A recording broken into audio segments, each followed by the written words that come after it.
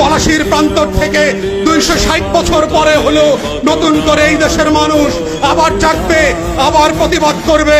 যদি মনে করে থাকেন পুলিশের গাড়ি দিয়ে, ভেহিকেল দিয়ে, কানন দিয়ে, র্যাবের গুম খুনের ইতিহাস জমা করে, পিডিআর দিয়ে, সেনাবাহিনী দিয়ে বাংলাদেশের 20 কোটি মানুষের স্বাধীনতার সম্ভাবনা আকাঙ্ক্ষাকে হত্যা করবেন, বোকার স্বর্গে বাস করছেন, বাংলাদেশের মানুষকে চেনেন নাই। তারা নতুন করে যখন জাগবে, আওয়ামী লীগের কাফন কেনার টাকা পাওয়া যাবে না।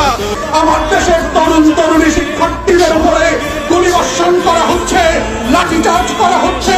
যদি কেউ মনে করে থাকে বাংলাদেশে এখনো জমিদারের শাসন চলছে, ব্রিটিশ বেনিয়ারা বাংলাদেশ দখল করে রেখেছে, আমরা প্রত্যাখ্যান করছি এবং বলে রাখছি বাংলাদেশে গণতন্ত্রের যে লড়াই হয়েছে, সেই রক্ত দিয়ে মুক্তিযোদ্ধারা বাংলাদেশ স্বাধীন করেছে, সেই বাংলাদেশ আমরা ফেরত আনবই আনবো। কোটা থাকবে না, ইদার শেখ পরিবার হাসিনা থাকবে, না হয় বাংলাদেশের 20 কোটি মানুষ থাকবে।